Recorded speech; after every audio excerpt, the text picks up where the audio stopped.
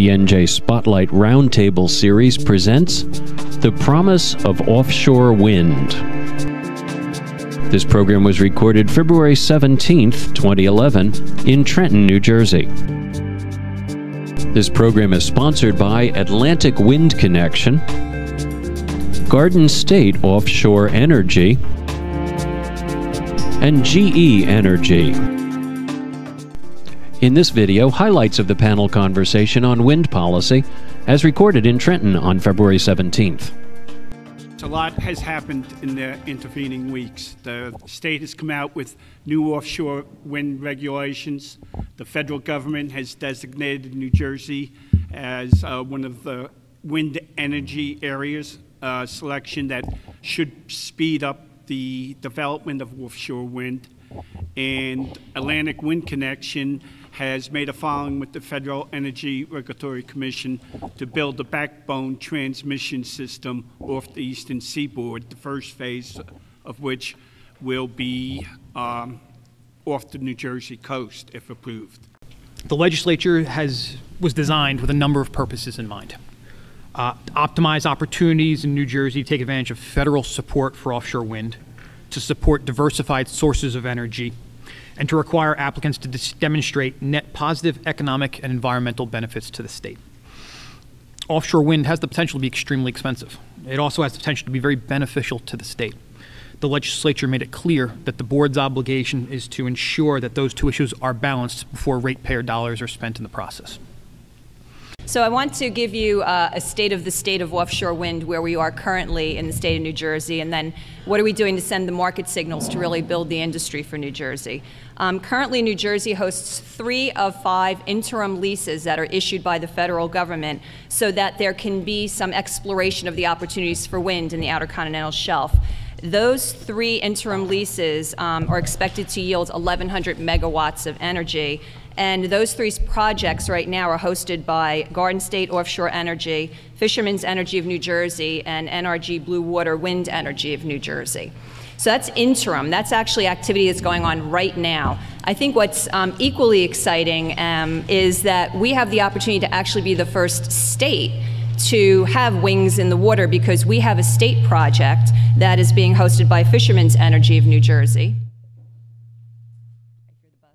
By Fishermen's Energy of New Jersey, and they're going through a state permitting process right now that is on track to have that project in construction, hopefully early 2012. I'm looking over at Dan, who's smiling and hopefully nodding his head on that. We've also had unsolicited bid activity. This is where developers will put in a bid without a formal request for activity on our Outer Continental Shelf. So 700 megawatts, a project by Offshore MW, I know they're here today as well, and 1,100 megawatt alternative technology project by Pavilion Energy. And then what's interesting about that last project is they say that they will tie into the Atlantic Wind Connection, which is that backbone transmission line that was referenced. And that is also, as you heard right now, an application is into FERC for that. Lots of activity going on out in the water. But there's a lot going on land to support this as well, though. The Port of Paulsboro is currently under a major redevelopment in order to support this industry. So the Army Corps of Engineers, the permits have been received so that the work can begin at the port. And currently there's $65 million in construction contracts with the goal of, in 1 year, having that port ready, the platform ready to host a build-to-suit manufacturing facility. The goal here is, of course, to see the jobs come and support the industry from the manufacturing side. And in a moment, I'll tell you a little bit more about that. Staying on what else is going on currently, though, was referenced that New Jersey is considered a wind energy area for the federal government smart from the start. And what that means is that there will be additional environmental analysis done by the federal government on what is already a very informed map of New Jersey and our Outer Continental Shelf. In addition, any of our developers, when they submit for their projects, because they're in a wind energy area as designated by the federal government, their permitting process should be, and I'll say should be, slightly expedited because they're in that area. Last but not least, our call for nominations. This is the request by the federal government that actually makes a call out to the development world to say, come in and bid on permanent leases so that you could do projects in New Jersey. That's scheduled to go out within the next 10 days. It'll be filed in the Federal Register. If your company invests $50 million and has 300 new jobs in the state, we would be able to provide up to $100 million of tax credits based on the investment, effectively taking the risk out of making the capital and risk out of making an investment to supply this industry, specifically this offshore wind industry. Very simply, we're trying to attract major component parts of the offshore wind investment, whether it be turbines, whether it be cables, whether it be blades, what have you. We want to be able to leverage the dollars we're putting on the table on this side of the shop to make sure that the jobs that are going to make those investments happen in New Jersey. We also have programs for smaller companies. We working with BPU, we have a program called the Clean Energy Manufacturing Fund, specifically designated to say if you're in the clean energy industry supply chain, and this is broader than offshore wind, but certainly includes offshore wind and onshore wind. It includes solar and energy efficiency and a number of other green technologies. We can provide you up to $3.3 million to start up that line in New Jersey. You know, this is an emerging industry, and anytime you have an emerging industry, it presents the opportunity for real job creation and economic growth in a state. And so at Garden State, when we were thinking about this, we've been thinking about it for a long time, you know, we started thinking about scale on our project and how the scale of our project could impact economic development. And it's not the only path forward. We're not saying it's the only path, but we believe it's one of the best paths forward in terms of taking a project, scaling it to an appropriate size, and then leveraging the purchasing power, the scheduling power of that scaled project so that you can give manufacturers and vendors what we call a sustained orderly queue of orders that will give them the confidence to invest millions and millions of dollars in the state of New Jersey and bring manufacturing jobs, service jobs, technical jobs to the state. I mean, there's 6,000 to 8,000 components in a turbine, and they have to be built somewhere. And obviously, the state would like to see them built here. We'd like to see them built here. In line with what Rob said, one of the challenges for cost is scale, right? The project that we put off the coast of Ireland was 7 turbines. And with that, you bear the burden of all of the overhead associated with mobilizing equipment to build an offshore wind farm, but you can only amortize it over a very small fleet. So, you know, in order to get the cost down to a level that will allow the industry to grow and sustain, you got to have scale. And, you know, the U.S. is getting started on that, particularly here in New Jersey, where you have a gigawatt that is supported by you know, legislation that will allow developers to go get PPAs, and I think that's a commendable first step, and hopefully something that can be followed throughout the U.S. But even with that 1 gigawatt, just as a point of comparison, the UK is one of the leaders in offshore wind, the single biggest installed base today, and probably the largest announced pipeline going forward. And the big development there is what they call UK Round 3.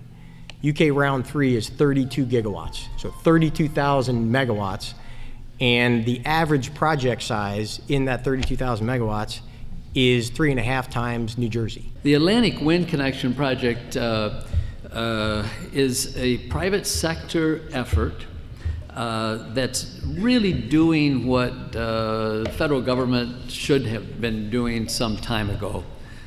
This country is faced with the reality that we really do not have a substantive national energy policy. And what the backbone proposal that we are doing is a 10-year plan, which is the way we ought to be at least 10 years thinking about energy. And it is indeed a backbone that will enable scale. You heard my colleagues on the panel talk about scale.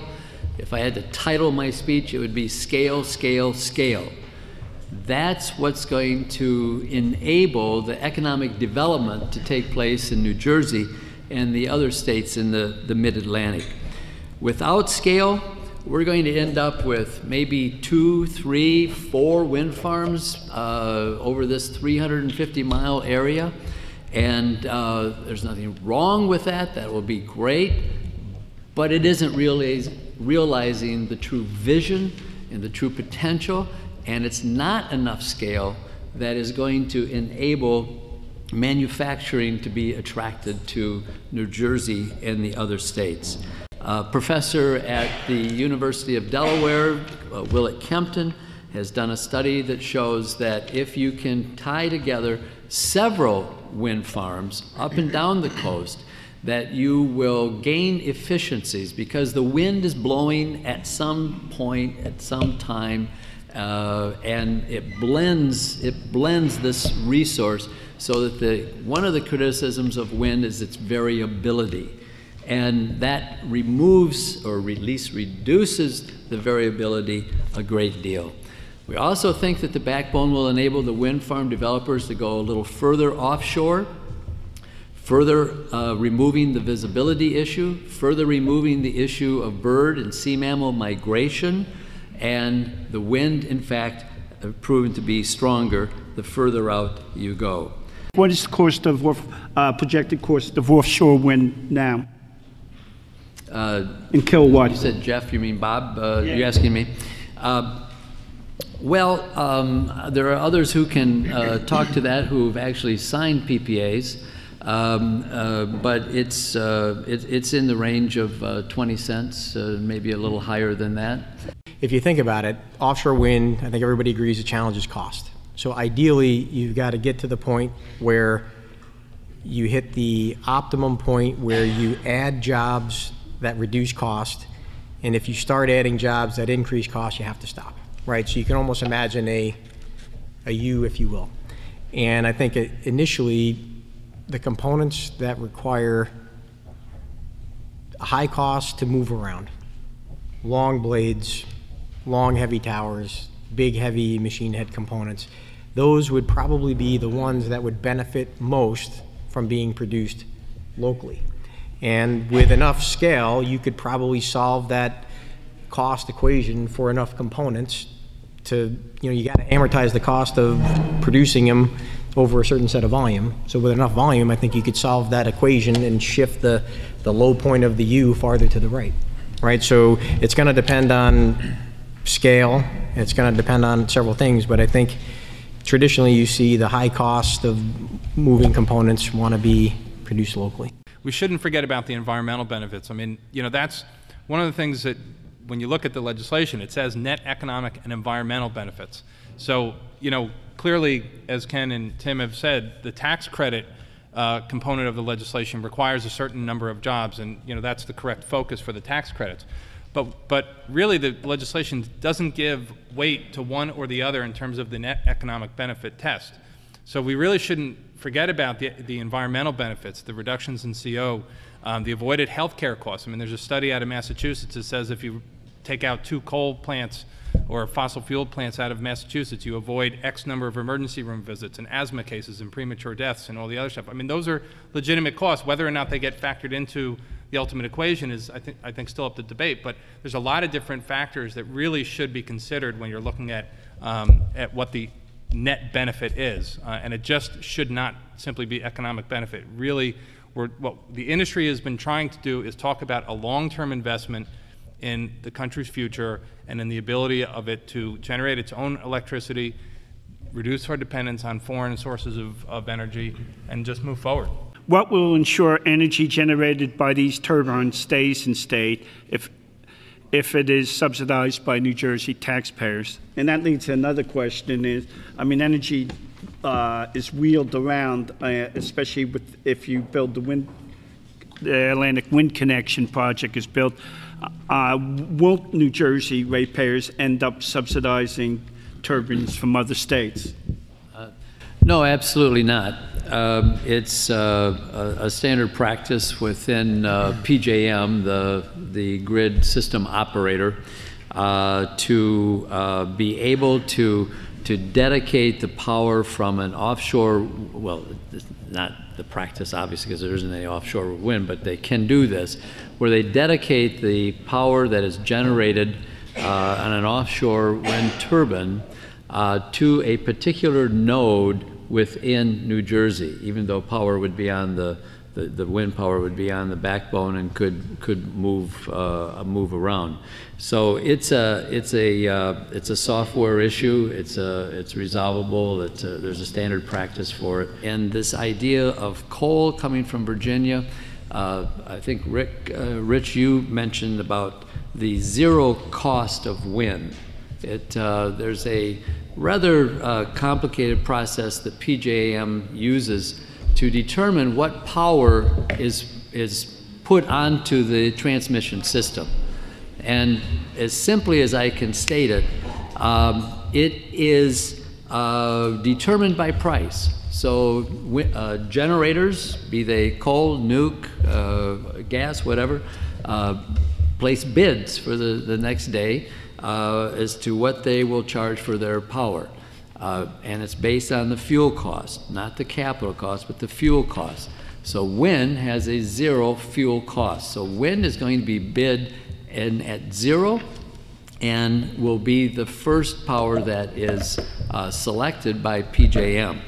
Now, the study that I mentioned earlier, Brattle, said that out of 6,000 megawatts potential of this line, it would only take 200 megawatts of wind bid in at zero to limit coal moving from Virginia to New Jersey, 33 megawatts.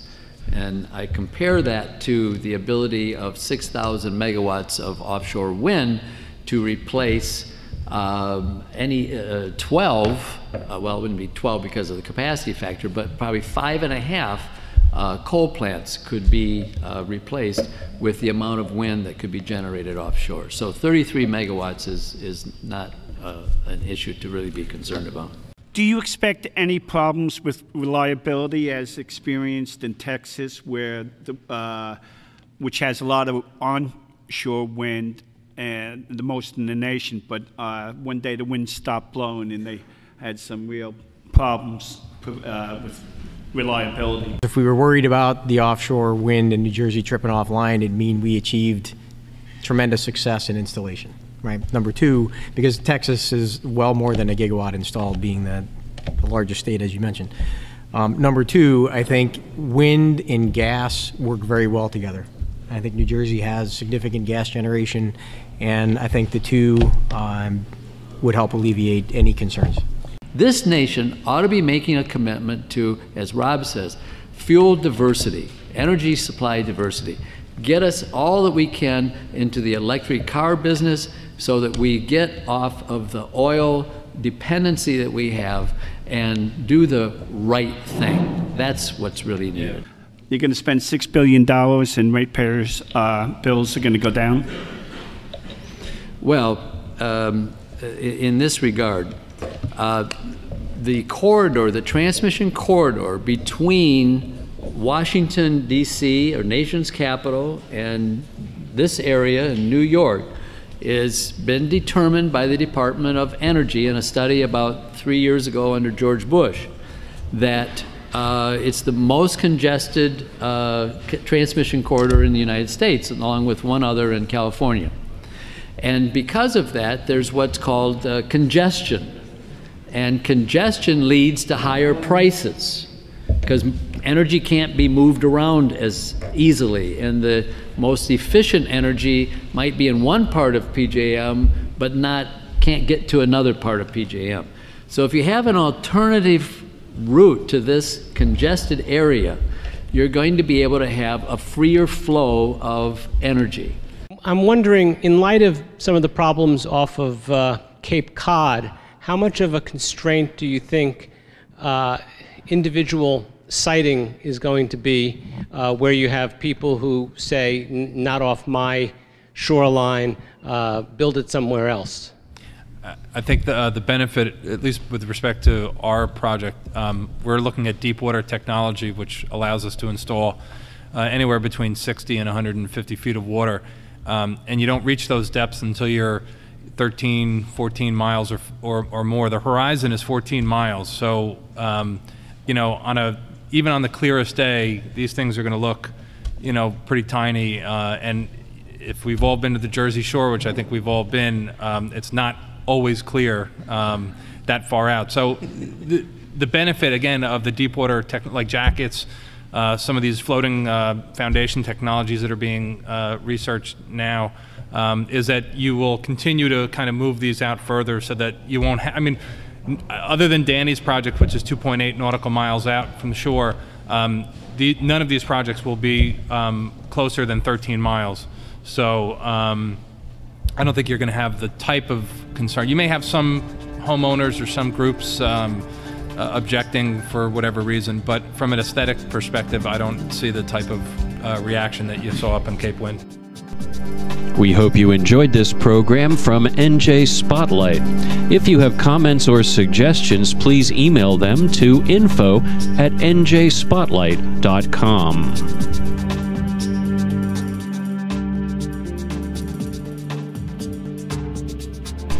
NJ Spotlight, where issues matter, on the web at njspotlight.com.